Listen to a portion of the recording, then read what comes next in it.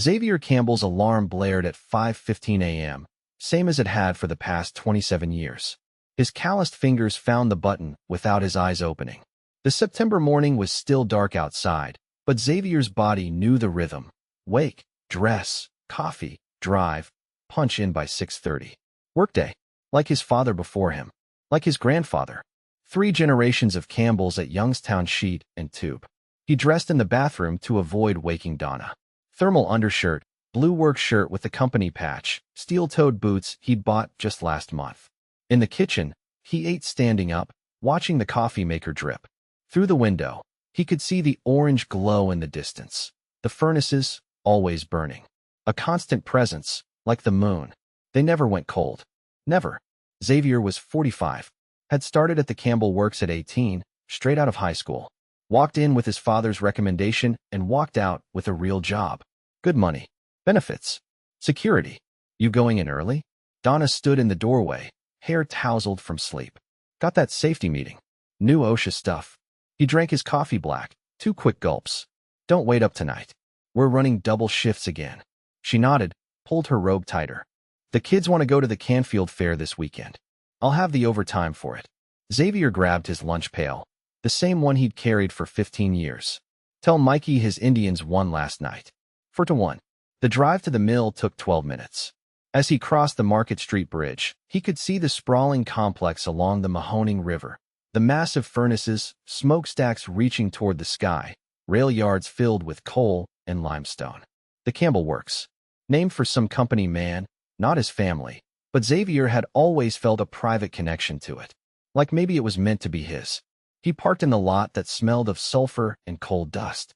The giant cooling towers released white plumes into the early morning sky. Xavier nodded to Bill Kowalski, walking in from the far end of the lot. Morning, X. Bill had 29 years in. Another day in paradise. Another day, Xavier agreed. They punched in together, joining the stream of men filing into the mill. The blast of heat hit as they approached the open hearth furnaces, a wall of orange light and scorching air that made Xavier's skin tighten. The noise was constant, deafening. The roar of the furnaces, clanging of overhead cranes, the hiss of cooling metal. Men shouted to be heard over the din. This was what paid for the 3-bedroom house on the north side. What put food on the table, braces on Mikey's teeth, would send Lisa to college next year. The mill had been good to Xavier. Despite the burns on his forearms, the hearing loss in his right ear, the persistent cough that came with 27 years of breathing mill air. Heard anything about that meeting today? Bill asked as they walked toward their station. Safety stuff. That all? Jimmy in shipping said something about the bosses flying in from Chicago. Xavier shrugged. Rumors always circulated. Last month it was wage increases. Month before that, layoffs in Cleveland. He didn't put stock in talk. The mill had been here for 100 years. Would be here 100 more. The safety meeting started at 9:30. All the supervisors looking uncomfortable.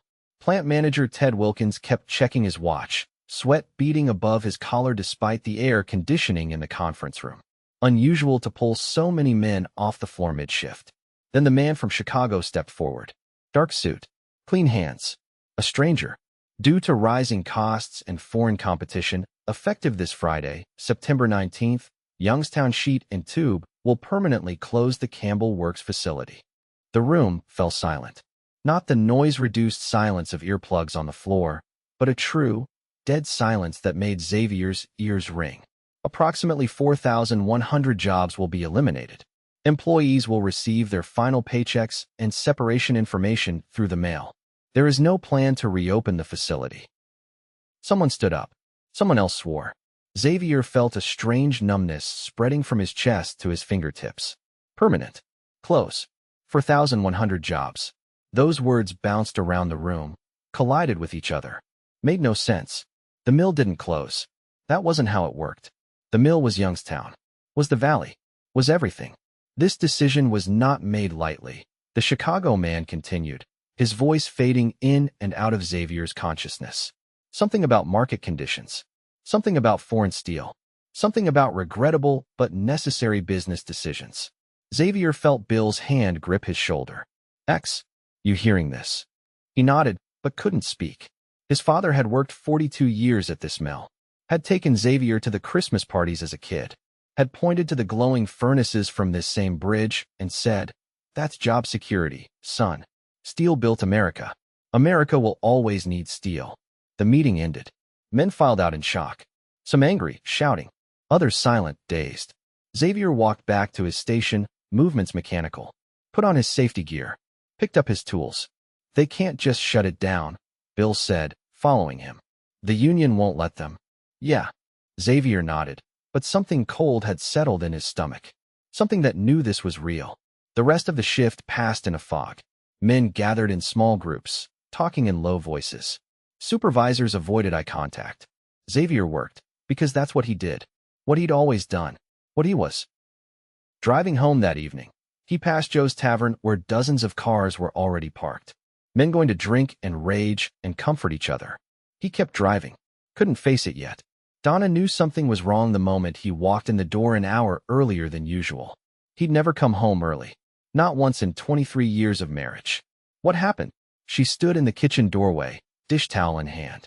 They're closing Campbell Works. Friday's the last day. The dish towel dropped. All of it. All of it. For 1,000 jobs. Gone. But they can't. They did. Xavier walked past her to the refrigerator, pulled out a beer. His hands were shaking. "Where are the kids?" "Lisa's at band practice.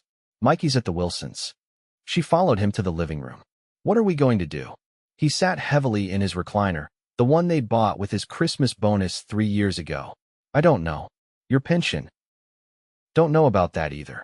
They sat in silence, the weight of it filling the room. 27 years.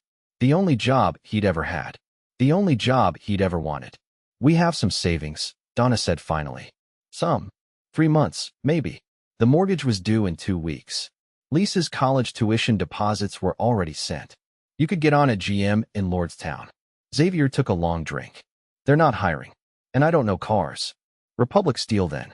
Or U.S. Steel in Pittsburgh." He didn't tell her what he'd heard.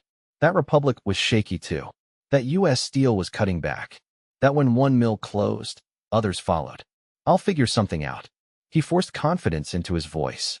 "Don't tell the kids yet. Not until we know more." That night, Xavier lay awake, listening to Donna's even breathing beside him. Through the window, he could see the orange glow on the horizon. The furnaces would keep burning until Friday, finishing the last orders. Then go cold for the first time since his grandfather's day. What was a man without work?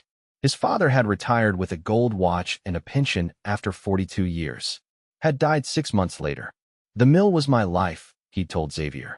"Don't know what to do with myself without it." Xavier had thought he was being dramatic. Now he understood. The next 3 days passed in a blur. Men worked silently, some crying openly at their stations. Others raged, threatened. The younger guys made plans: Detroit, Cleveland, Texas oil fields. The older ones like Xavier moved through their shifts like ghosts. Bill Kowalski didn't come in Wednesday. His wife called. He'd had a heart attack at home. Critical condition. Thursday night, Xavier's last shift. He stood at his station and looked around the vast space. The heat, the noise, the danger. The place that had shaped his hands, his lungs, his life. He ran his palm along the steel beam next to him. It was warm, alive. On Friday, Black Monday, they were already calling it in the newspaper. Xavier drove to the Union Hall where hundreds of men gathered to collect their final information packets. Thin envelopes with termination paperwork. No severance. Pension uncertain. Health insurance ending in 30 days. The city seemed dazed.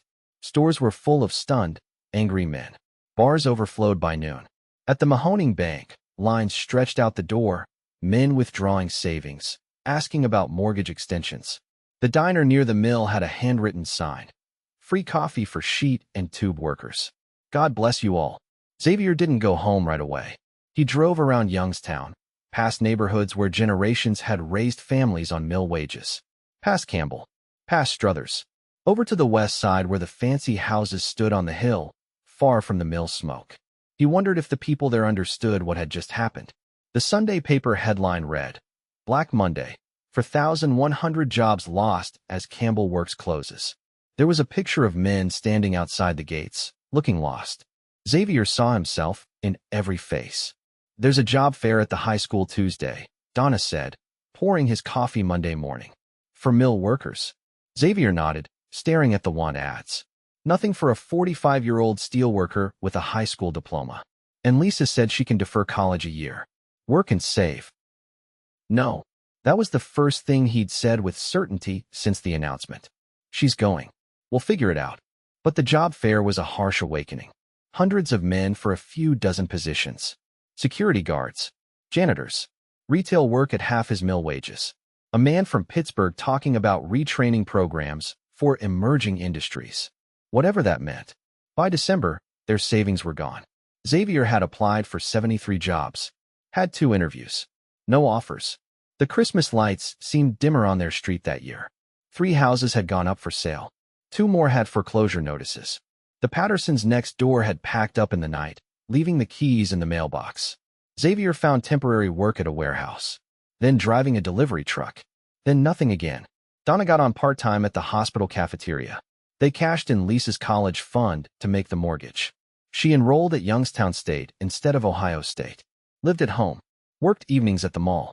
It's still a good education, Dad, she said, but he heard the disappointment in her voice. By the summer of '78, Xavier realized the mill wasn't coming back. None of them were. U.S. Steel announced layoffs. Republic Steel cut shifts. The dominoes were falling. Youngstown was changing. Stores closing. For sale signs multiplying. Crime rising. The bars still full, but now with men drowning sorrows, not celebrating paydays. One night, sitting on the porch, Xavier watched a family loading a U-Haul across the street. The Hendersons. Tom had worked in the blast furnace. 20 years. Where you headed? Xavier called. Tom walked over, hands in his pockets. Houston. My cousin got me on with a construction crew. Says they're building like crazy down there. Oil money.